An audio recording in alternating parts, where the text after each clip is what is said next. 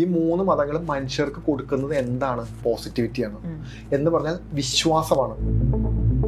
നേർച്ചയായിട്ടോ പിരിവായിട്ടോ നിങ്ങൾ എന്തെങ്കിലും സ്വർണ്ണമായിട്ടോ വണ്ടിയായിട്ടൊക്കെ അമ്പലങ്ങളിലോ പള്ളികളിലോട്ടോ നിങ്ങൾ തരണം ഞങ്ങൾക്ക്. ഇതാണ് ഇത്രയുള്ള ബിസിനസ്. ആ സാധനം നിങ്ങൾക്ക് ഫ്രീ മോട്ടിവേഷൻ തരുന്നു, പൈസ ആയിട്ട് തിരിച്ചങ്ങ് എടുക്കുന്നു. ഇപ്പോൾ ഒരു IPS തന്നെ ആവണം, എനിക്ക് കഴിവില്ല, ഞാൻ എന്നെ ചെയ്യാൻ പറ്റും. അതിനകത്ത് മാനിഫെസ്റ്റ് ചെയ്ത് നടക്കുമോ? മാനിഫെസ്റ്റേറ്റ് ചെയ്ത് ഒരുപാട് ആളുകൾക്കും സ്ട്രെസ് അടിക്കുന്നത് ഞാൻ കണ്ടിട്ടുണ്ട്. പരിശ്രമമാണ് നിങ്ങൾക്ക് റിസൾട്ട് തരുന്നത്. പരിശ്രമിക്കാൻ താല്പര്യമില്ലാത്തവരാണെങ്കിൽ മാനിഫെസ്റ്റ് ചെയ്തു. സ്വന്തമായിട്ട് സന്തോഷം കണ്ടെത്താൻ പറ്റുന്നവരാണ് ഏറ്റവും വലിയ ഭാഗ്യവാൻ. ദൈവവും വേണ്ട, മനുഷ്യനും വേണ്ട, ആരും വേണ്ട. എത്രയോ വർഷമായി ആളുകളിരുന്ന് പ്രാർത്ഥിക്കുന്നു, എന്നിട്ട് എന്ത് സംഭവിച്ചു? കഴിവില്ലാത്ത മനുഷ്യരല്ലേ ഈ നിരന്തരം ഇരുന്ന് പ്രാർത്ഥിച്ചുകൊണ്ടിരിക്കുന്നത്. ഈ ദൈവം എന്ത് കൊണ്ടുകൊടുത്തു, ആർക്ക് കൊണ്ടുകൊടുത്തു എന്ന് പറയുന്ന ദൈവം. ഒരാൾക്ക് പോസിറ്റിവിറ്റി ഡെവലപ്പ് ചെയ്യുന്നതിനേക്കാളും വളരെ വേഗതയിൽ നെഗറ്റിവിറ്റി ഡെവലപ്പ് ചെയ്യാൻ പറ്റും. നെഗറ്റിവിറ്റി പുഷ് ചെയ്യാൻ പറ്റും. നമ്മുടെ കൂടെ നടക്കുന്നതൊന്നും നമ്മുടെ സന്തോഷങ്ങൾ കാണണമെന്ന് ആഗ്രഹിക്കുന്ന ആളുകളല്ല, തെറ്റിദ്ധരിക്കരുത്. എന്നാണ് ലാലേട്ടൻ ഒരു സൂപ്പർ സ്റ്റാർ ആണെന്ന് വിശ്വസിക്കുന്നത്, വിചാരിച്ച് അഭിനയിക്കുന്നത്. അന്ന് ലാലേട്ടൻ അവസാനിക്കും. ഞാനൊരു സൂപ്പർ സ്റ്റാറാണ്, ഞാൻ എന്ത് അഭിനയിച്ചാലും അടിപൊളിയാണ്, സൂപ്പർ എന്ന് തകർന്ന് തരിപ്പടായിരുന്നു വെച്ചാൽ മതി. കാരണം എന്താ, ഞാനൊരു സൂപ്പർ സ്റ്റാർ ആണെന്നുള്ളത് ആസ്വദിക്കാൻ പറ്റും. യേശുക്രിസ്തു പറഞ്ഞു തന്ന ആ ഒരു വഴിയിലല്ല പുരോഹിതന്മാർ സഞ്ചരിക്കുന്നത് എന്ന് തോന്നിയത് കൊണ്ടാണോ സെമിനാരിയിൽ പോയിട്ട് പിന്നീട് തിരിച്ചു വന്നത്? ഓരോരുത്തരും ഇഷ്ടമല്ല അവരെങ്ങനെ സഞ്ചരിക്കണമെന്നൊക്കെ. അതൊന്നല്ല, അത് ഞാൻ എന്നെ കണ്ടെത്താതെ ഞാൻ ഇതൊന്നും ചെയ്തിട്ട് കാര്യമില്ലെന്ന് മനസ്സിലാക്കിക്കൊണ്ട് ഒരു ട്രഡീഷണൽ മെത്തേഡുകൾ സ്വീകരിക്കാനായിട്ട് അർത്ഥമില്ല. എനിക്ക് എൻ്റെ അനുഭവം അല്ലെങ്കിൽ എൻ്റെ ലൈഫ് അല്ലെങ്കിൽ ഞാൻ കടന്നു പോകുന്ന ഞാൻ കാണുന്ന കാഴ്ചകൾ മാത്രമാണ് സത്യം എന്ന് വിശ്വസിക്കുന്ന ഒരാളാണ്. മറ്റേത് സത്യമല്ല എന്നുള്ളതല്ല, മറ്റേത് എനിക്ക് അനുഭവം ഇല്ല എന്നുള്ളതാണ് എൻ്റെ പ്രശ്നം. ഒരാൾക്ക് അനുഭവം ഉണ്ടെന്ന് പറഞ്ഞിട്ട് ഞാനത് ആ കഥകൾ കേട്ട് ഇങ്ങനെ രോമാഞ്ചിഫിക്കേഷൻസ് ചെയ്യാന്നല്ലാതെ വേറെ ഒരു ഗുണം അതിനകത്ത് എനിക്ക് മനസ്സിലാക്കാൻ പറ്റുന്നില്ല. അതിനകത്ത് എന്നെ സ്നേഹിക്കുന്ന ഒരാൾ എൻ്റെ മുന്നിൽ വന്നു നിന്ന് എന്നെ സ്നേഹിക്കുമ്പോഴേ എനിക്ക് അറ്റൻഡ് ചെയ്യാൻ പറ്റുള്ളൂ. എൻ്റെ അപ്പുറത്തുള്ള ആൾക്കാരെ മറ്റുള്ളവരെ സ്നേഹിച്ചു എന്ന് പറഞ്ഞിട്ട് എനിക്ക് എന്നെ കിട്ടാൻ അതിൻ്റെ അകത്ത് ഒന്നുമില്ലല്ലോ. അതിന് വേണ്ടി അപ്പം എന്നെ എന്തുകൊണ്ട് സ്നേഹിക്കുന്നില്ല? എനിക്ക് ചില മിസ്റ്റേക്കുകളും കുറവുകളും പോരായ്മകളും ഉണ്ട്. അത് നികത്തി കഴിയുമ്പോൾ എന്നെ സ്നേഹിക്കുമായിരിക്കും. അതിനുവേണ്ടി ഞാൻ പരിശ്രമിക്കുന്നു. ഞാൻ കുറച്ചുകൂടി പ്യൂരിഫൈ ആയിക്കൊണ്ടിരിക്കുക, കുറച്ചുകൂടി തെളിയുന്നു എന്ന് മാത്രമേ എനിക്ക് മനസ്സിലാക്കാൻ പറ്റുള്ളൂ. ഇപ്പം ഈ അടുത്ത് വരുന്ന സാക്ഷ്യങ്ങൾ എന്ന് പറഞ്ഞ് കൃപാസന മാതാവിൻ്റെ സാക്ഷ്യങ്ങൾ വരാറുണ്ട്. ഐഫോൺ പൊട്ടിപ്പോയിട്ട് പേപ്പറിൽ പൊതിഞ്ഞു വെച്ചു, 2 ഐഫോൺ ആയി എന്നെല്ലാം പറഞ്ഞ് ഒരുപാട് ട്രോളുകളും അതിൻ്റെ പേരിൽ ഇറങ്ങിയിട്ടുണ്ട്. അപ്പം അതൊക്കെ എങ്ങനെയാണ് നോക്കി കാണുന്നത്? ശ്രദ്ധിച്ച് കേട്ടോ. 3 മതങ്ങളെ നമുക്ക് എടുക്കാം. മുസ്ലിം മതം, ഹിന്ദു മതം, ക്രിസ്ത്യൻ മതം. ഈ 3 മതങ്ങളും മനുഷ്യർക്ക് കൊടുക്കുന്നത് എന്താണ്? പോസിറ്റിവിറ്റിയാണ്. എന്ന് പറഞ്ഞാൽ വിശ്വാസമാണ്.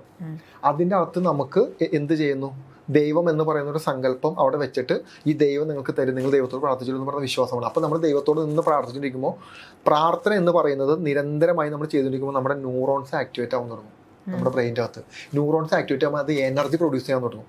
ബ്രെയിൻ എന്ന് പറയുന്നത് എനർജീനെ, നമ്മളൊരു കാര്യം ചിന്തിക്കുന്നത് ബ്രെയിൻ എനർജി വേവുകളായിട്ടാണ് നമ്മുടെ ബ്രെയിൻ്റെ അകത്ത് സംഭവിക്കുന്നത്. എനർജിയിലാണ് ഡാറ്റാബേസ് അല്ല നമ്മുടെ ബോഡിയിൽ സംഭവിക്കുന്നത്. ഇപ്പം എനിക്ക് സാധനങ്ങൾ എടുത്ത് പൊക്കണം എന്നുണ്ടെങ്കിലും എൻ്റെ ബോഡിയിൽ നിന്ന് സിഗ്നൽസ് വരണം എൻ്റെ കയ്യിലോട്ട്, എനിക്കത് ഉയർത്തണം എന്ന് പറഞ്ഞു കഴിഞ്ഞാൽ നമ്മുടെ ന്യൂറോൺസ് ആക്ടിവേറ്റ് ആയാൽ നമുക്ക് അതീന്ദ്രിയമായ കഴിവുകൾ വരാൻ തുടങ്ങും, സിദ്ധികൾ വരാൻ തുടങ്ങും. എന്ന് പറഞ്ഞാൽ നമ്മുടെ ബോഡിയിൽ ഓട്ടോമാറ്റിക് ഹീലിംഗ് സംഭവിക്കാൻ തുടങ്ങും. നമ്മൾ നിരന്തരമായിട്ടിരുന്ന് പ്രാർത്ഥിക്കുമ്പോൾ നമ്മുടെ ബോഡിയിൽ എന്താ സംഭവിക്കും? ഞാൻ നേരത്തെ പറഞ്ഞാൽ ന്യൂറോൺസ് ആക്ടിവേറ്റ് ആവുന്നു, നമ്മുടെ ബോഡിയിലിട്ട് എനർജി പാസ്സാവുന്നു. ഈ എനർജിക്ക് നമ്മുടെ ബോഡിയിലുള്ള എന്തിനെ ഹീൽ ചെയ്യാനുള്ള പവർ ഉണ്ടെന്ന് അതിൻ്റെ അർത്ഥം. എന്തൊരു അസുഖങ്ങൾക്ക് നമ്മുടെ ബോഡിയിൽ ഇത് ചേഞ്ച് ചെയ്യാൻ പറ്റും. എന്ന് പറഞ്ഞാൽ നമ്മുടെ ബോഡിയിൽ നമ്മൾ ഭയങ്കരമായിട്ട് ഈശ്വര ഭഗവാനെ അല്ലെങ്കിൽ മാതാവി അല്ലെങ്കിൽ ജീസസ് ക്രൈസ്റ്റ്, അള്ളാഹു എന്നൊക്കെ നമ്മൾ വിളിക്കുമ്പോൾ നമുക്കൊരു സന്തോഷം ജനറേറ്റ് ചെയ്യാൻ തുടങ്ങും. സന്തോഷം ജനറേറ്റ് ചെയ്യാൻ നമ്മുടെ ബോഡിയിൽ നിന്ന് ഒരുപാട് ഈ പറഞ്ഞ ഹാപ്പിനെസ് ആയിട്ടുള്ള ഒരുപാട് ഹോർമോൺസ് റിലീസ് ആവാൻ തുടങ്ങും. ഇത് നമ്മുടെ ബോഡിയിൽ സ്ട്രെസ്സും ടെൻഷനും ആങ്സൈറ്റിയും തുടങ്ങിയിട്ടുള്ള ഇഷ്യൂസിനെ ഡൗൺ ചെയ്യാൻ തുടങ്ങും. ഈ സ്ട്രെസ്സും ആങ്സൈറ്റിയും ടെൻഷനും അടിച്ചിട്ടുണ്ടാവുന്ന നമ്മുടെ അസുഖങ്ങളുടെ പേരാണ് സൈക്കോസൊമാറ്റിക് ഇഷ്യൂസ്. ഈ ഇഷ്യൂസ് മരുന്ന് കഴിച്ചാൽ മാറില്ല. സൈക്കോസൊമാറ്റിക് അസുഖങ്ങൾ നമുക്കുണ്ട്. ഇതിനെ മാറണമെങ്കിൽ നമുക്ക് സന്തോഷം കിട്ടണം, സമാധാനം കിട്ടണം. ഈ സമാധാനം സന്തോഷത്തിന് വേണ്ടിയിട്ടാണ് നമ്മൾ പള്ളികളിലും അമ്പലങ്ങളിലൊക്കെ പോയി നമ്മളിന്ന് പ്രാർത്ഥിക്കുന്നത്. അവിടെ നിന്ന് സമാധാനം സന്തോഷം കിട്ടാൻ തുടങ്ങും. നമ്മുടെ ബോഡിയിൽ ഓട്ടോമാറ്റിക് ഹീലിംഗ് സംഭവിക്കാൻ തുടങ്ങും. അപ്പോൾ എന്ത് പറ്റുമെന്ന് പറഞ്ഞാൽ നമ്മുടെ ബോഡിയിലുള്ള ഒരുപാട് അസുഖങ്ങൾ നമുക്ക് ഹീൽ ചെയ്യാൻ തുടങ്ങും. ഇതാണ് അത്ഭുതങ്ങൾ. ഇതിനിപ്പോൾ ദൈവം വേണമെന്നൊന്നുമില്ല. ദൈവ വിശ്വാസം നിങ്ങളോട്ട് ഇഞ്ചക്ട് ചെയ്യുക. അപ്പൊ എന്ത് ചെയ്യണമെന്ന് പറഞ്ഞാൽ ഇത്തിരി പൈസ അവിടെ നേരത്തെ ഇടാൻ പറ്റും. വേറെ ഒന്നുമില്ല. ഇതൊക്കെ ഞങ്ങൾ മോട്ടിവേഷൻ തരും. അപ്പം നിങ്ങൾ ഇത്തിരി നേർച്ചയായിട്ടോ പിരിവായിട്ടോ നിങ്ങൾ എന്തെങ്കിലും സ്വർണ്ണമായിട്ടോ വണ്ടിയായിട്ടൊക്കെ അമ്പലങ്ങളിലോ പള്ളികളിലോട്ടോ നിങ്ങൾ തരണം ഞങ്ങൾക്ക്. ഇതാണ് ഇത്രയുള്ള ബിസിനസ്. ആ സാധനം നിങ്ങൾക്ക് ഫ്രീ മോട്ടിവേഷൻ തരുന്നു, പൈസ ആയിട്ട് തിരിച്ചങ്ങ് എടുക്കുന്നു. ഓക്കെ, ഇനിയിപ്പോൾ നമ്മൾ മാനിഫെസ്റ്റേഷനിലേക്ക് പോവുകയാണെങ്കിൽ ഭയങ്കര ട്രെൻഡിങ് ആയിക്കൊണ്ടിരിക്കുന്ന ഒരു കാര്യമാണ് മാനിഫെസ്റ്റേഷൻ. മാനിഫെസ്റ്റ് ചെയ്ത് കഴിഞ്ഞാൽ നമുക്കെല്ലാം നേടാൻ കഴിയും എന്ന് ബാബാജി വിശ്വസിക്കുന്നുണ്ടോ? മാനിഫെസ്റ്റേറ്റ് ചെയ്ത് നേടാൻ കഴിയുമെന്നൊന്നും വിശ്വസിക്കുന്നില്ല. കഴിവുള്ളവർക്ക് നേടാൻ പറ്റുമെന്ന് ഞാൻ വിശ്വസിക്കുന്നുണ്ട്. അതെന്താ മാനിഫെസ്റ്റേഷൻ എപ്പോഴെങ്കിലും ചെയ്തു നോക്കിയിട്ടുണ്ടോ മാനിഫെസ്റ്റ് ചെയ്യാൻ? ഇല്ല. എന്തുകൊണ്ടാണ്? അറ്റ്ലീസ്റ്റ് നമ്മളൊരു കാര്യം കേൾക്കുമ്പോൾ പുതുമയുള്ള ഒരു കാര്യം ട്രൈ ചെയ്യാനെങ്കിലും നോക്കില്ല. അങ്ങനെ ഒരു പ്രാവശ്യം പോലും ട്രൈ ചെയ്തിട്ടില്ല.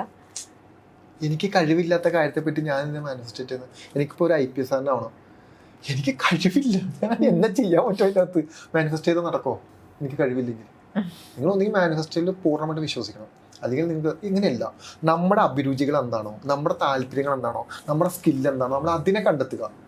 അതിനെ കണ്ടെത്തിയിട്ട് ആ കണ്ടെത്തിയതിന് ശേഷം നിങ്ങൾ മാനിഫെസ്റ്റ് ചെയ്യുകയാണെങ്കിൽ ഓക്കെയാണ്. ഇപ്പോൾ നിങ്ങളെ സംബന്ധിച്ചിട്ട് നിങ്ങളൊരു അവതാരകയായി. നിങ്ങൾ അവതാരക ആവുന്നതിന് മുമ്പ് നിങ്ങളുടെ ഉള്ളിൽ ഒരുപാട് ആഗ്രഹങ്ങൾ നിങ്ങൾക്ക് ഉണ്ടാവും. അതാവണം, ഇതാവണം, പോലീസാവണം, വക്കീലാവണം, ഡോക്ടറാവണം എന്നൊക്കെ. ശരിക്കും അതല്ലല്ലോ നിങ്ങളുടെ കഴിവ്. നിങ്ങളുടെ കഴിവ് ഒരു അവതാരിക എന്നുള്ളത്. ഇവിടെ ഇരുന്നിട്ട് നിങ്ങളോട് മാനിഫെസ്റ്റ് ചെയ്തു കാര്യവും നടക്കും. അതല്ലാതെ നിങ്ങൾ മാറി ഇരുന്നിട്ട് നിങ്ങളുടെ അഭിരുചിയുമായി ബന്ധമില്ലാത്ത, നിങ്ങളുടെ മേഖലയുമായി ബന്ധമില്ലാത്ത മറ്റുള്ളവർക്ക് ആ ജോലി ചെയ്ത ഒരുപാട് പൈസ കിട്ടും, അപ്പോൾ എനിക്കത് കിട്ടണം, അല്ലെങ്കിൽ ഞാൻ വിദേശത്ത് പോയി ഇന്ന സാധനം കിട്ടും. അങ്ങനെയില്ല. ആദ്യം നിങ്ങളെ കുറിച്ചിട്ടുള്ള ഒരു ബോധം നിങ്ങൾ ഉണ്ടാക്കിയെടുക്കണം. അതിന് നിങ്ങൾക്ക് മെഡിറ്റേഷൻ നിങ്ങൾ ഭയങ്കരമായിട്ട് സഹായിക്കും. ഞാൻ കൊടുക്കുന്ന മെഡിറ്റേഷൻ അങ്ങനത്തെ മെഡിറ്റേഷൻ. ആ ബോധം ഉണ്ടാക്കിയെടുത്ത് നിങ്ങളുടെ കുറവുകളും നിങ്ങളുടെ കഴിവുകളും നിങ്ങളുടെ സ്കില്ലുകളും എല്ലാം നിങ്ങൾ മനസ്സിലാക്കിയതിന് ശേഷം അപ്പോൾ നിങ്ങൾക്കൊരു പ്രൊഫഷൻ എടുത്തുല്ലോ. ആ പ്രൊഫഷനകത്ത് നിങ്ങൾക്ക് എങ്ങനെ മുന്നോട്ട് പോവാം, ഓക്കെ, നിങ്ങൾക്ക് മുന്നോട്ട് പോകാൻ എങ്ങനെയാണെന്ന് നോക്കിയിട്ട് അത് മാനിഫെസ്റ്റേഷനായിട്ടോ ചിന്തകളായിട്ടോ ധാരണയായിട്ടോ എങ്ങനെയാണെങ്കിലും കൊടുത്തു കഴിഞ്ഞാൽ നിങ്ങൾ രക്ഷപ്പെടും.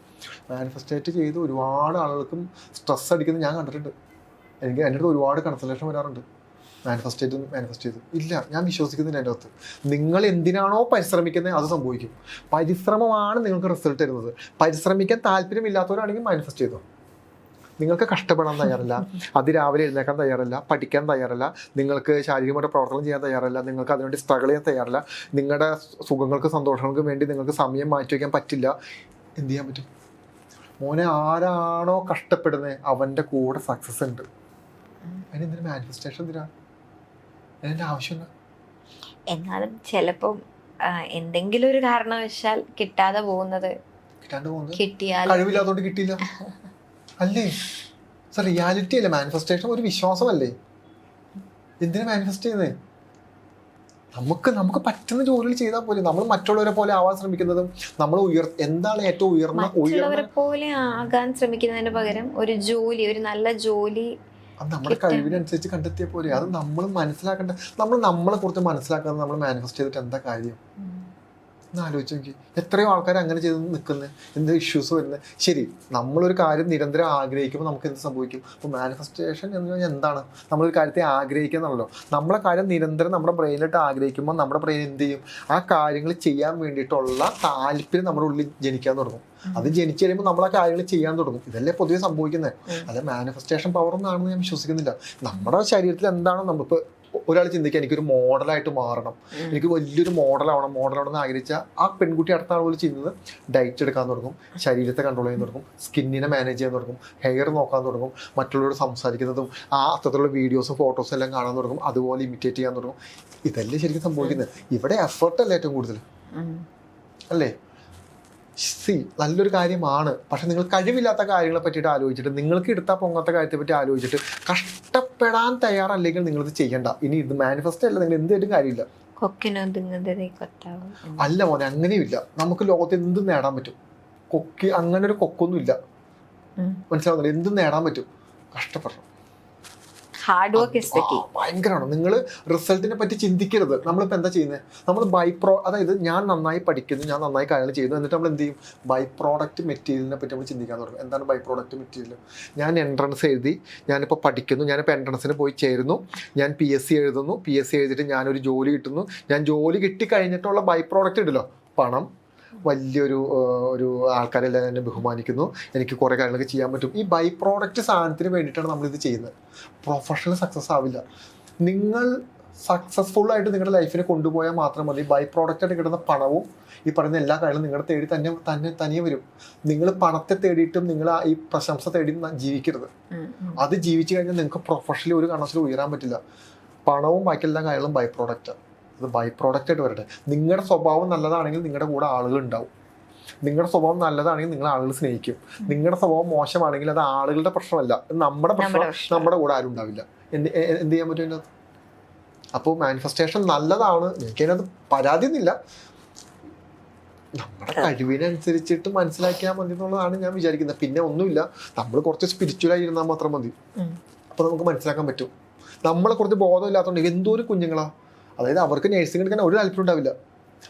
ഒരാൾ പുറത്തോട്ട് പോയി, ജർമ്മനിയിലോട്ട് പോയി, അവിടെ ഒരു 3-4 ലക്ഷം രൂപ സാലറി ഉണ്ട്, അതുകൊണ്ട് അവിടെ പോയി അടിപൊളിയായിരിക്കും, അവിടെ വീട്ടുകാരുടെ ഇടയിൽ നിന്ന് മാറി നിൽക്കാം, അവിടെ ഒരു അടിപൊളി ജീവിതം കിട്ടുന്നുള്ള ഒരു ആഗ്രഹത്തിന് പുറത്ത് ഇവർ മാനിഫെസ്റ്റ് ചെയ്യാൻ തുടങ്ങും. അതായത് ഞാൻ പഠിക്കുന്നു, ജോലി കിട്ടുന്നു, ജർമ്മനിയിൽ പോകുന്നു, അവിടെ കാര്യങ്ങൾ ചെയ്യുന്നു.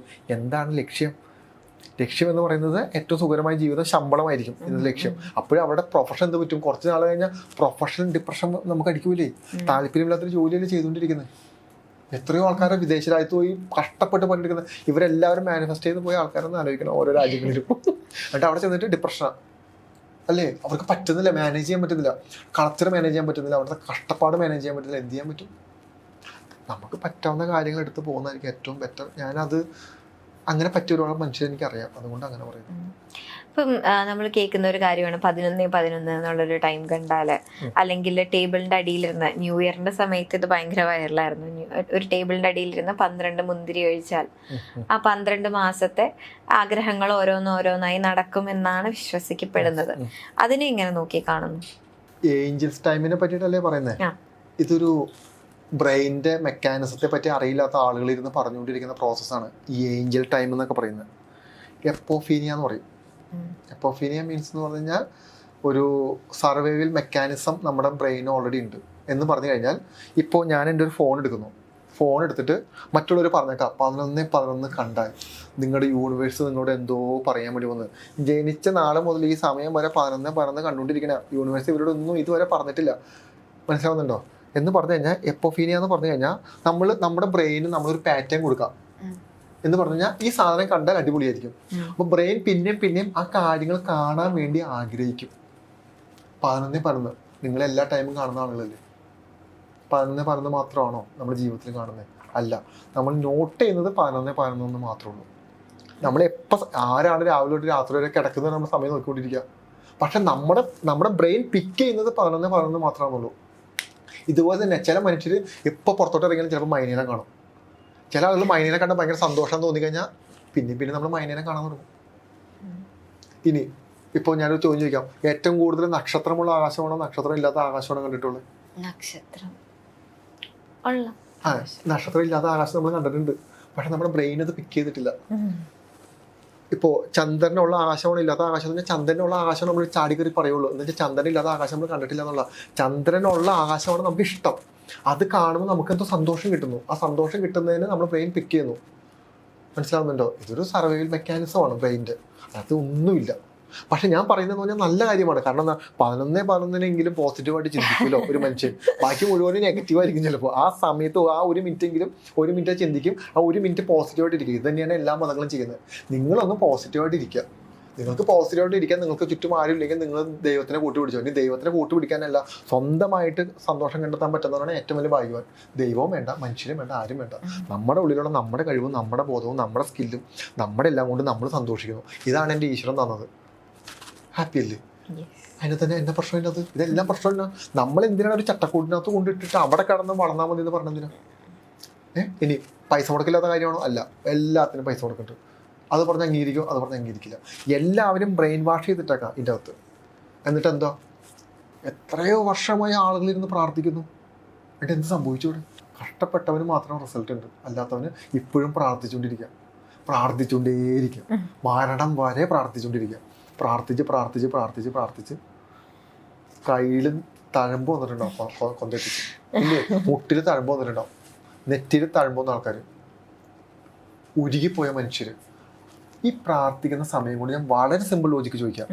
ഈ പ്രാർത്ഥിക്കുന്ന സമയം കൊണ്ട് അവർക്ക് വേണ്ടി അവരുടെ പോരായ്മകളെ കണ്ടെത്തി, അവരുടെ കഴിവില്ലായ്മകളെ കണ്ടെത്തി, അവരുടെ ഒറ്റപ്പെടലുകളെ കണ്ടെത്തി അവർക്ക് വേണ്ടി എഡ്യൂക്കേഷൻ ക്വാളിഫിക്കേഷൻ ഉണ്ടാക്കുകയോ ഏതെങ്കിലും തരത്തിലുള്ള സ്കില്ലുകളെ ഡെവലപ്പ് ചെയ്യുകയോ ചെയ്തിരുന്നെങ്കിൽ ഒരു രക്ഷപ്പെട്ടു പോലിരുന്നു.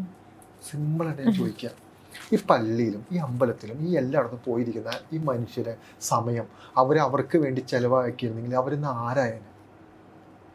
ഇതെന്താ പറഞ്ഞു കൊടുക്കാത്ത? കഴിവില്ലാത്ത മനുഷ്യരല്ലേ ഈ നിരന്തരം ഇരുന്ന് പ്രാർത്ഥിച്ചുകൊണ്ടിരിക്കുന്നത്. ഈ ദൈവം എന്ത് കൊണ്ടുകൊടുത്തു, ആർക്ക് കൊണ്ടുകൊടുത്തു എന്ന് പറയുന്നത് ദൈവം? നിനക്ക് ഒരു ബ്രെയിൻ്റെ അകത്ത് എല്ലാ കഴിവുകളും എല്ലാ ബോധവും തന്നിട്ടുണ്ട്. അതിനെ നീ വളർത്താനുണ്ടായിട്ട് നീ എന്തിനാ എൻ്റെ മുന്നിൽ വന്നിരുന്ന് കരയുന്നതെന്നല്ല ദൈവം ചോദിക്കുന്നത്. നിനക്കൊന്നും തരാനില്ല. നിനക്ക് തരാനുള്ളത് നിന്റെ ജീവൻ നിലനിർത്തുക, നീ ജീവിക്കുക. അതാണ് ദൈവം നമുക്ക് തരുന്ന ഏറ്റവും വലിയ ഭാഗ്യം. അതിൻ്റെ അപ്പുറത്തോട്ട് നമുക്ക് എന്നെ തരുന്നത്. എത്രയോ മനുഷ്യർ മരിച്ചു പോകുന്ന സ്ഥലത്താണ് നമ്മൾ രാവിലെ എഴുന്നേക്കുന്നത്. ആ രാവിലെ എഴുന്നേറ്റിട്ട് നമുക്ക് ചെയ്യാനോ, പക്ഷെ നമുക്കത് ചെയ്യാൻ പറ്റില്ല. ഈ ഗ്രാറ്റിറ്റ്യൂഡും അതേപോലെ തന്നെ മാനിഫെസ്റ്റേഷൻ പോലെ തന്നെ പറയപ്പെടുന്ന ഒരു കാര്യമാണ്. അപ്പം നമ്മൾ എല്ലാത്തിനും നന്ദി പറയണം എന്ന് പറയുന്നത് ഇങ്ങനെ നോക്കി കാണുന്നു. സ്വന്തം അച്ഛനോടും അമ്മയോടും കാണിക്കാത്ത നന്ദി ഒന്നും നാട്ടുകാരോട് കാണിച്ചിട്ടോ യൂണിവേഴ്സിനോട് കാണിച്ചിട്ടോ ഒന്നും കിട്ടാനില്ല പോലെ. എന്തിനാ യൂണിവേഴ്സിൽ എന്തിനാ നമ്മുടെ നന്ദി? എന്തിനാ അവിടെ എന്തെങ്കിലും കിട്ടാനുണ്ടോ? ദൈവം തന്ന ആരോഗ്യം വെച്ചിട്ട് നമ്മൾ പണിയെടുക്കുന്നു. എന്നിട്ട് നമ്മൾ അതിൽ നിന്നൊരു 100 രൂപ ദൈവത്തിന് ഇട്ടെടുത്തിട്ട് തന്നിട്ടുണ്ട് 100 രൂപ. ചിന്തിക്കുന്ന ചിന്തയല്ല നമ്മുടെ ആറ്റിറ്റ്യൂഡ് അല്ലേ? നമ്മൾ ഗ്രാറ്റിറ്റ്യൂഡ് കാണിക്കേണ്ടത് നമ്മുടെ പാരൻസിൻ്റെ അടുത്താണ്. ഇത് എന്തുകൊണ്ടാണ് പറയണമെന്ന് പറഞ്ഞു കഴിഞ്ഞാൽ എല്ലാ പാരൻസും വളരെ സ്നേഹമുള്ള പാരൻസും അല്ല. അവരോട് നമ്മൾ ഒബ്വിയസ്ലി നമ്മൾ കാണിക്കും. പക്ഷെ പല പാരൻസും വളരെ അഗ്രസീവായ ഡിപ്രഷൻ അനുഭവിക്കുന്ന അമ്മമാരുണ്ട്, ഏറ്റവും മാനസികമായി വിഭ്രാന്തി അനുഭവിക്കുന്ന അച്ഛന്മാരുണ്ട്, സഹോദരങ്ങളുണ്ട്. അവരുടെ ഇടയിൽ നിന്ന് ജീവിച്ചിരുന്ന ഒരുപാട് മക്കളുണ്ട്. ഇവർക്കൊന്നും ഈ അച്ഛനോടും അമ്മയോടൊന്നും അത് കാണിക്കാൻ പറ്റുന്നില്ല. വൈരാഗ്യം, വാശി, നിരാശ, സങ്കടം കൊണ്ട് നടക്കുന്ന ഒരുപാട് മക്കളുണ്ട്. നമ്മൾ നമ്മുടെ അച്ഛനോടും അമ്മയോടും ആദ്യം കാണിക്കുന്ന ഗ്രാറ്റിറ്റ്യൂഡ് അവരോട് കാണിച്ചാൽ മതി. പിന്നെ നമുക്ക് കാണിക്കാൻ പറ്റുന്നത് നമ്മളോട് കാണിക്കേണ്ട ഗ്രാറ്റിറ്റ്യൂഡ്. നമ്മൾ മിനിമം എങ്കിലും മറ്റുള്ളവരെ സഹായിച്ചില്ലെങ്കിലും ഒരാളെ ഉപദ്രവിക്കാൻ പോകരുത്. ഇതാണ് നമ്മൾ ഈ ലോകത്ത് കാണിക്കേണ്ട ഒരേ ഒരു ഗ്രാറ്റിറ്റ്യൂഡ്. വേറെ ഒന്നും നമ്മൾ ആരോടും കാണിക്കേണ്ട. പിന്നെ നമ്മുടെ കൂടെ നടക്കുന്ന ആൾക്കാരോട് പറ്റിയെങ്കിൽ സഹായിക്കാം, പറ്റില്ലെങ്കിൽ സഹായിക്കാൻ പറ്റൂല എന്ന് പറയാം. നമ്മളിപ്പോൾ സഹായിക്കും എന്ന് പറഞ്ഞാൽ നമ്മൾ ചീറ്റ് ചെയ്യുന്നൊരു പരിപാടി ഉണ്ട് നമ്മുടെ കൂടെ നിൽക്കുന്ന ആൾക്കാർ. പിന്നെ കൂടെ നിൽക്കുന്ന ആൾക്കാരെ ഉപയോഗിക്കുന്നൊരു പരിപാടി ഉണ്ട് നമ്മുടെ ആവശ്യങ്ങൾക്ക് വേണ്ടി. അതൊന്നും അവസാനിപ്പിക്കുക. ഇത്രയും കാര്യം ചെയ്താൽ മതി. ഒരു യൂണിവേഴ്സിലും ഒരു ഗ്രാറ്റിറ്റ്യൂഡിന് ആവശ്യമില്ല. നിനക്ക് കഴിവുള്ളതുകൊണ്ട് നീ പണിയെടുത്ത് നീ നേടി, നീ ആസ്വദിച്ചോ. നിനക്ക് കഴിവില്ല, നീ പണിയെടുത്തില്ല, നീ നശിച്ചു. യൂണിവേഴ്സിൽ തെറി വന്നിട്ട് എന്നാ കാര്യം?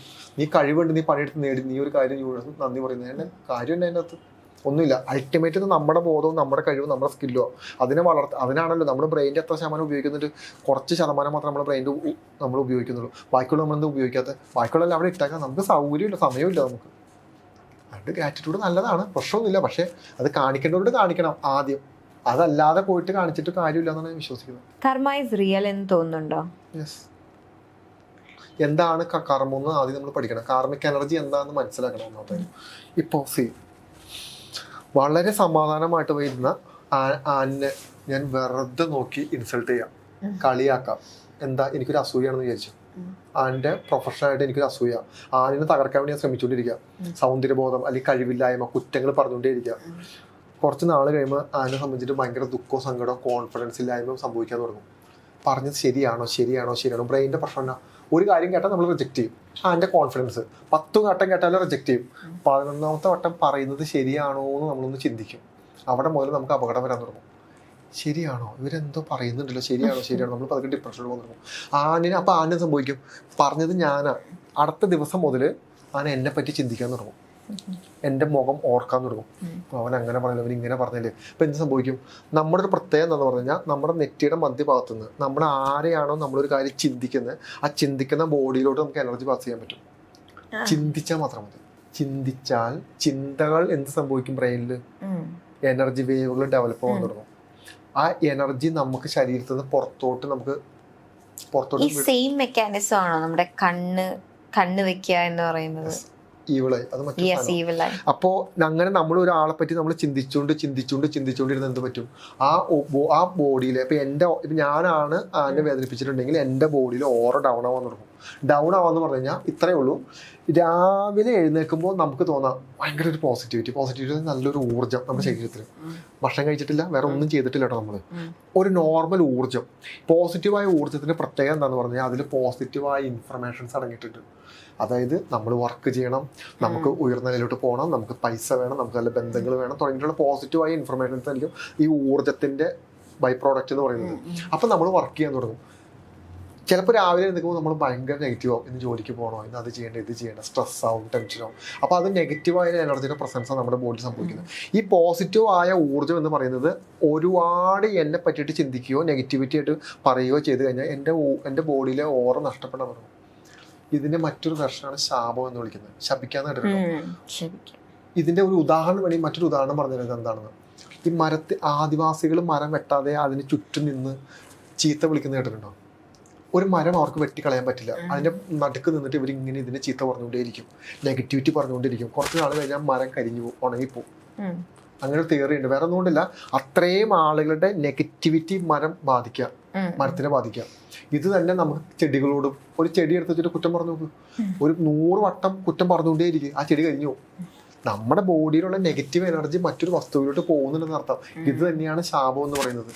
ഈ ശാപവും ഇങ്ങനെ തന്നെയാണ്, ശപിച്ചുകൊണ്ടേയിരിക്കുക. ഒരാൾ നമ്മളെ ശപിച്ചുകൊണ്ടേയിരിക്കുക. ഇത് തന്നെയാണ് കൂടോത്രം മന്ത്രവാദം എന്ന് പറയുന്നത്. ഒരാൾ നമ്മുടെ ഫോട്ടോയോ നമ്മുടെ രൂപങ്ങളോ വെച്ചിട്ടോ നമ്മുടെ എനർജി ഇങ്ങനെ പാസ് ചെയ്തുകൊണ്ടിരിക്കുക, നമ്മളെ ബാധിക്കാൻ തുടങ്ങും. ബാധിച്ചുകൊണ്ടേയിരിക്കും. ഡൗണായി ഏറ്റവും ഡൗണായ ഒരു അവസ്ഥയിലോട്ട് നമ്മൾ പോകാൻ തുടങ്ങും. ആ സമയത്ത് എന്ത് പറ്റും? പോസിറ്റീവായ ഊർജ്ജം ഉണ്ടെങ്കിൽ നമുക്ക് പോസിറ്റീവായ കാര്യങ്ങൾ ചെയ്യാൻ പറ്റുള്ളൂ. ഇല്ലെങ്കിൽ എന്ത് പറ്റും? നമ്മൾ ഭയങ്കര നെഗറ്റീവായി പോകും. നെഗറ്റീവായി പോയി കഴിഞ്ഞാൽ എന്ത് സംഭവിക്കും? പോസിറ്റിവിറ്റി വരാൻ വേണ്ടിയിട്ട് നമ്മൾ ചില കാര്യങ്ങൾ ചെയ്യാൻ തുടങ്ങും നമ്മുടെ ജീവിതത്തിൽ. അതായത് പോസിറ്റീവായ ഒരു മൈൻഡ് സെറ്റ് നമുക്ക് ഇല്ലല്ലോ, ഒരു സന്തോഷം നമുക്ക് ഇല്ലല്ലോ, നമുക്ക് നെഗറ്റിവിറ്റി ആയല്ലോ. നെഗറ്റിവിറ്റി ആകുമ്പോൾ നമ്മൾ ചെയ്യാൻ പോകുന്ന കാര്യങ്ങളാണ് ഓവർ സെക്ഷുവാലിറ്റി നമ്മൾ പിക്ക് ചെയ്യാൻ തുടങ്ങും. സന്തോഷം കിട്ടണം, നമുക്ക് സമാധാനം കിട്ടണം, ഡ്രഗ്സ് യൂസ് ചെയ്യാൻ തുടങ്ങും നമ്മൾ. ഇനി അതല്ല, ചില ആളുകൾക്ക് ഒരാളെ ദ്രോഹിക്കുന്നതായിരിക്കും സന്തോഷം, ചില ആളുകൾക്ക് ഒരാളെ തെറി പറയുന്നതായിരിക്കും സന്തോഷം, ചില ആളുകൾക്ക് എന്തെങ്കിലും അടിച്ചു പൊട്ടുന്നതായിരിക്കും സന്തോഷം. അന്ന് നമുക്ക് നഷ്ടപ്പെട്ടു പോയ സന്തോഷത്തെ പിക്ക് ചെയ്യാൻ വേണ്ടി നമ്മൾ ചില ആക്ടിവിറ്റിയിലൂടെ നമ്മൾ കടക്കാൻ തുടങ്ങും. അതാണ് നമ്മൾ നശിക്കണേൻ്റെ തുടക്കം. നമ്മുടെ ജീവിതത്തിൽ ഏതെങ്കിലും 1-2 കാര്യങ്ങൾ നമ്മൾ സിവിയർ ആയിട്ട് നമ്മൾ ഫോക്കസ് ചെയ്താൽ നമ്മൾ നശിക്കും. ഭക്ഷണം വിഷമല്ല, കൂടുതൽ ഭക്ഷണം കഴിച്ചാൽ നശിക്കും. സെക്ഷുവാലിറ്റി ദോഷമല്ല, കൂടുതൽ സെക്ഷുവാലിറ്റിയോട് നമ്മുടെ മൈൻഡിനെ കൺവേർട്ട് ചെയ്ത് നമ്മുടെ പ്രൊഫഷനെ ബാധിക്കും, നമ്മുടെ ശരീരത്തെ ബാധിക്കും, ബുദ്ധിമുട്ട് വരാൻ തുടങ്ങും. ഏതൊരു കാര്യത്തിലോട്ടാണ് നമ്മൾ കൂടുതൽ ഫോക്കസ് ചെയ്യുന്നത്, ആ കാര്യം തന്നെ കണ്ടിന്യൂ ആയിട്ട് നമ്മുടെ ലൈഫിൽ സംഭവിക്കാൻ തുടങ്ങി കഴിഞ്ഞാൽ നമ്മൾ നശിക്കാൻ തുടങ്ങും. എന്ന് പറഞ്ഞു കഴിഞ്ഞാൽ ഈ സന്തോഷത്തെ നിലനിർത്താൻ വേണ്ടി നമ്മൾ ഉപയോഗിക്കുന്ന മെത്തേഡാണത്.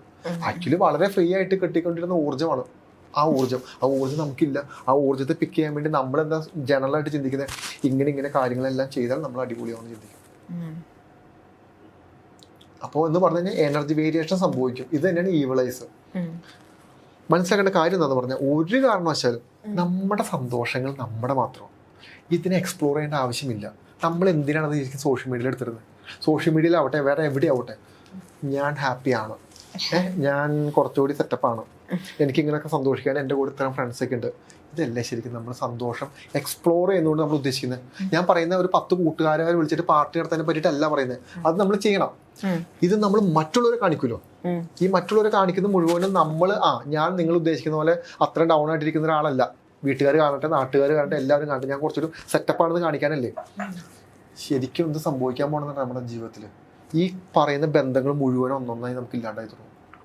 ആ സന്തോഷങ്ങൾ നമുക്ക് ഇല്ലാണ്ടായി തുടങ്ങും. നമ്മൾ എന്താണോ നമ്മൾ ആഘോഷിക്കുന്നത്, ഈ നെഗറ്റീവായ ആളുകളുടെ ഇടയിലോട്ട് വിടാം. ഒന്നുമില്ല. ഇപ്പോൾ ഉദാഹരണം, ജീവിതത്തിലെ ഏറ്റവും സക്സസ്ഫുൾ ആയ ഒരു കാര്യം ചെയ്യാൻ വേണ്ടി പോവാം. ഒരു കാറ് വാങ്ങിച്ചു, ആ കാറ് സോഷ്യൽ മീഡിയയിൽ എടുത്തിടാം. ഞാൻ ആനിന്റെ ഒരു ശത്രുവാണെന്ന് വിചാരിച്ചോ. ശത്രു ഞാൻ തമ്മിൽ ഒരു വഴക്കുമില്ല. പക്ഷെ ആനിന്റെ പ്രവർത്തികളും നടപ്പൊക്കെ കണ്ടിട്ട് എനിക്ക് അങ്ങ് ഇഷ്ടപ്പെടുന്നില്ല. ഇതാണ് എൻ്റെ ആറ്റിറ്റ്യൂഡ്. ഞാനിതിങ്ങനെ ആനിന്റെ സ്റ്റോറി ഞാൻ കണ്ടു. ഞാനിങ്ങനെ ഫോക്കസ് ചെയ്യുന്ന ആനിന്റെ ചിരി കാണുന്നു, ആനിന്റെ കാറ് കാണുന്നു, അതിൻ്റെ കൂടെ നിൽക്കുന്ന കൂട്ടുകാരുടെ ചിരി കാണുന്നു. ഞാൻ പിന്നെ നോക്കിക്കൊണ്ട് ഇങ്ങനെ ഇരിക്കുക. നോക്കി എനിക്കെന്താ സംഭവിക്കുന്നത്? എൻ്റെ ഉള്ളിൽ നെഗറ്റിവിറ്റിയുടെ ഊർജ്ജം ഡെവലപ്പ് ചെയ്ത് ഞാൻ ആനിങ്ങനെ പുഷ് ചെയ്തുകൊണ്ടേ ഇരിക്കുക. സന്തോഷം, ഭയങ്കര സന്തോഷമാണല്ലോ. കമ്മലും മാലയൊക്കെ ഉണ്ട്. കൂടെ ഇറക്കുന്ന ആൾക്കാർ, കാറ്, സന്തോഷം. ഒന്നെങ്കിൽ അതോടെ ആ കാറ് വാങ്ങിച്ച സന്തോഷം അങ്ങ് തീരും, അല്ലെങ്കിൽ അവിടെ നിൽക്കുന്ന ആൾക്കാരായിട്ട് വഴക്കുണ്ടാവാൻ തുടങ്ങും, അല്ലെങ്കിൽ സമാധാനമായിട്ട് കാറിനും എന്തെങ്കിലും അപകടം പറ്റിയിരിക്കുക കാരണം. കാര്യം പറയുമ്പോ ഒരാൾക്ക് പോസിറ്റിവിറ്റി ഡെവലപ്പ് ചെയ്യുന്നതിനേക്കാളും വളരെ വേഗതയിൽ നെഗറ്റിവിറ്റി ഡെവലപ്പ് ചെയ്യാൻ പറ്റും. നെഗറ്റിവിറ്റി പുഷ് ചെയ്യാൻ പറ്റും. ഇത് തന്നെയാണ് നമ്മൾ ഈ യാത്ര ടൂറില്ലേ, കപ്പിൾസ് ഭാര്യ ഭർത്താക്കന്മാരോട് യാത്രക്ക് പോയിട്ട് സ്റ്റോറി ഫോട്ടോസ് കിട്ടില്ലേ, പിറ്റേ ദിവസം അവർ അടിയായിരിക്കും. അടി മെയിനായിട്ട് അടി. രണ്ടാമത്തെ തരമോ അസുഖങ്ങളായിരിക്കും. കുറച്ച് നാളത്തേക്ക് കണ്ടിന്യൂ അവർക്ക് അസുഖമായിരിക്കും. ഇനി ആ കുഞ്ഞിന്റെ ഫോട്ടോ ഇട്ടുന്നതായിരിക്കും, ആ കുഞ്ഞിന് അസുഖമായിരിക്കും. ഒന്ന് ആലോചിച്ച് നോക്കി, നമ്മുടെ കൂടെ നടക്കുന്നതൊന്നും നമ്മുടെ സന്തോഷങ്ങൾ കാണണമെന്ന് ആഗ്രഹിക്കുന്ന ആളുകളല്ല, തെറ്റിദ്ധരിക്കരുത്. നമ്മുടെ ദുഃഖം, നമ്മൾ കരയുന്നത്, നമ്മുടെ ഇല്ലായ്മകൾ കണ്ടിട്ട് നമ്മളെ ആശ്വസിപ്പിക്കാൻ വരുന്ന കുറെ ആൾക്കാരുണ്ട്. ശരിക്കും ആശ്വസിപ്പിക്കാൻ വരുന്ന ആൾക്കാരില്ലേ, നമ്മുടെ ദുഃഖം കണ്ട് എൻജോയ് ചെയ്യാൻ പറ്റുന്ന ആൾക്കാരാണ്. അവരുടെ മുഖഭാവം വേറെ ആയിരിക്കും. അയ്യോ മോളെ ഇങ്ങനെ പറ്റില്ലേ, അങ്ങനെ പറ്റില്ലേ. അവർ ശരിക്കും അത് എൻജോയ് ചെയ്യാം. സാഡിസ്റ്റുകളാണ് അവർ. ആ ഗണത്തിൽ നമ്മുടെ അമ്മ പെടും, അച്ഛൻ പെടും, സഹോദരങ്ങൾ പെടും, ബന്ധുക്കാർ പെടും, കൂട്ടുകാർ പെടും. പറയാൻ പോലും പറ്റില്ല അതിൻ്റെ അകത്ത് ആരാ വരുന്നത്. കാരണം എന്താ, അവരില്ല. ഒരമ്മയ്ക്ക് ഒരു ബുദ്ധിമുട്ട് വന്നാൽ എന്തൊരു സമയം വേണം. ഒരമ്മയ്ക്ക് ആ അമ്മയുടെ പ്രയോറിറ്റി കൊടുത്തില്ല എന്ന് പറഞ്ഞ് കൂടോത്രം ചെയ്യുന്ന അമ്മമാരുണ്ട് ഇന്നത്തെ കാലഘട്ടത്തിൽ.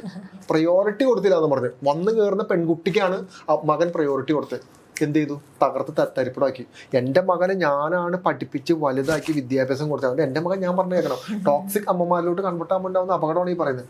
നിങ്ങൾ ചോദിക്കും, നിങ്ങൾ ഒരു കാരണവശാലും നിങ്ങളുടെ സന്തോഷകരമായ നിമിഷം എന്തിനാ, നിങ്ങൾ ഭാര്യ ഭർത്താവല്ലേ, നിങ്ങൾക്ക് കുഞ്ഞുണ്ടല്ലോ, നിങ്ങൾ മൂന്നുപേരും കൂടി എൻജോയ് ചെയ്താൽ പോലെ. ഇതിന്റെ ഒപ്പം തന്നെ ഏറ്റവും ദുഃഖകരമായ, ഏറ്റവും സങ്കടകരമായ കാര്യങ്ങൾ നിങ്ങൾ ആസ്വദിക്കാൻ പഠിക്കണം. ഇപ്പോൾ ഭാര്യയ്ക്ക് ഒരു ദുഃഖം ഉണ്ടായി, വിളിച്ചോണ്ട് പുറത്തോട്ട് എൻജോയ് ചെയ്യും, ഒരു കേക്ക് വാങ്ങിച്ച് മുറുക്കി. നമ്മുടെ സന്തോഷങ്ങൾ മാത്രം നമ്മൾ എൻജോയ് ചെയ്യാൻ പഠിക്കുമ്പോൾ എന്ത് പറ്റുമെന്ന് പറഞ്ഞാൽ നമ്മൾ ദുഃഖങ്ങൾ ഹൈഡ് ചെയ്യാൻ തുടങ്ങും, പ്രശ്നങ്ങൾ ഹൈഡ് ചെയ്യാൻ തുടങ്ങും. ഭർത്താവ് ഹൈഡ് ചെയ്യുന്നു, ഭാര്യ ഹൈഡ് ചെയ്യുന്നു. നമുക്ക് ഒരിക്കലും ഹൈഡ് ചെയ്യാൻ പറ്റില്ല. എന്ത് പറ്റുമെന്ന് പറഞ്ഞു കഴിഞ്ഞാൽ ഇത് നമ്മുടെ ഉള്ളിൽ ഇമോഷൻസ് കൂടിക്കൊണ്ടേയിരിക്കും.